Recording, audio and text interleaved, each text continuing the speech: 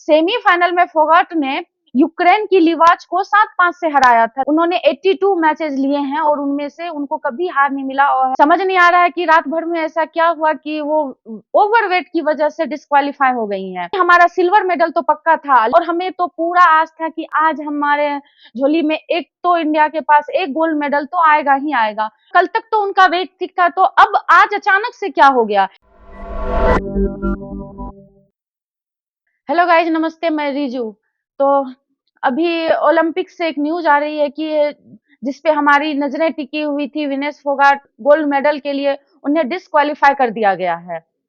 तो समझ नहीं आ रहा है कि रात भर में ऐसा क्या हुआ कि वो ओवरवेट की वजह से डिस्क्वालीफाई। एक्चुअली विनेश फोगाट जो है एक इंडियन रेसलर है जो हमारे हरियाणा से आती है। उनकी एक रेसलर फैमिली रही है, तो वो फर्स्ट लेडी है अब तक की ओलंपिक्स में जो गोल्ड मेडल के लिए क्वालिफाई कर रही थी।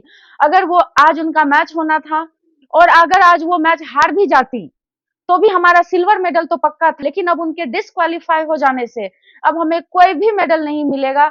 अब सिल्वर क्या, कोई मेडल ही नहीं मिलना है अब हमें। तो उनकी लाइफ की जो जर्नी है वो बहुत ही इंटरेस्टिंग और उतार चढ़ाव वाली रही है। मूवी भी उसके सामने कम पड़ जाए।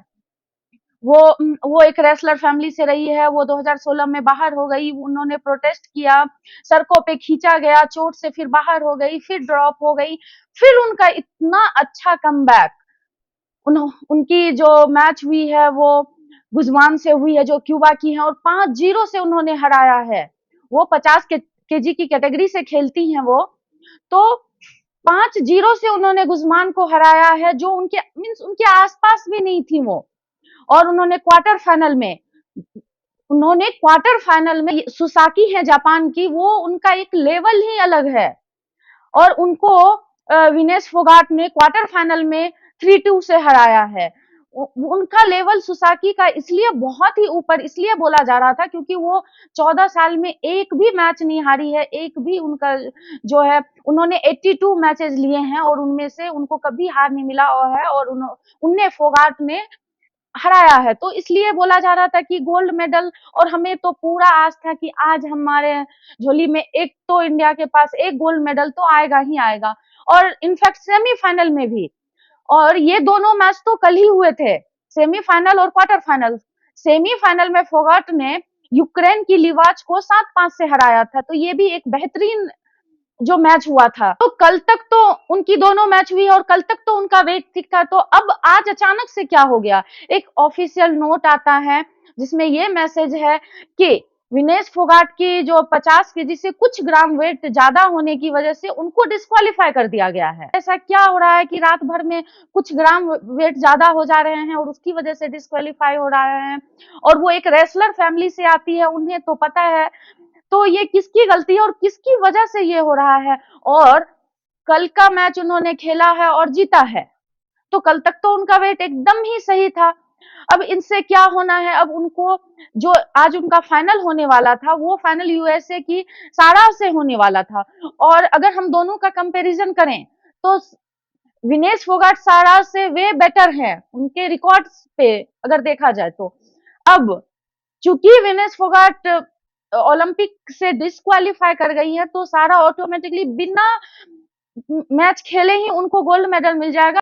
अब ब्रॉन्ज के लिए मैच खेला जाएगा लेकिन गोल्ड मेडल यूएसए की सारा को ऑटोमेटिकली मिल जाएगा। हम सारे इंडियंस का जो नजर है वो अभी विनेश फोगाट पे ही था क्योंकि वो हमारे लिए सबसे बड़ा मेडल लाने वाली थी। मीन्स हम, मेरा ही नहीं पूरे इंडिया का हार्ट हार्ट ब्रेक हो गया है ये सुन के कि वो डिस्क्वालीफाई हो गई है। अभी तक हम लोग मनु भाकेर और स्वप्निल के मेडल से खुश थे और हम लोग इसलिए ज्यादा खुश थे कि फाइनली हमें गोल्ड मेडल मिलने वाला है। तो अब गोल्ड मेडल अगर वो हार भी जाती फिर भी हमारा सिल्वर, मीन्स अब सिल्वर पे एटलीस्ट कोई हमें ये नहीं था कि मिलेगा नहीं मिलेगा, सिल्वर तो मिलना ही मिलना था। लेकिन यूएसए की सारा को देख के तो हमें गोल्ड मेडल की उम्मीद पूरी ही थी। ये मेरा नहीं है, हमारे पूरे इंडिया का हार्ट ब्रेक है। तो समझ नहीं आ रहा है इनकी इतनी स्ट्रगल, विनेश फोगाट की इतनी स्ट्रगल वाली भरी कहानी रही है। प्रोटेस्ट, फिर उसके साथ प्रैक्टिस करना, मीन्स कितना उन्होंने अपना पैशन लगाया है। पैशन था, मेहनत था, बस ऐसा क्या हुआ ये नहीं समझ में। एक्चुअली हमें जानना है कि ऐसा क्या हुआ कि डिस्क्वालीफाई हो गए कुछ ग्राम की वजह से।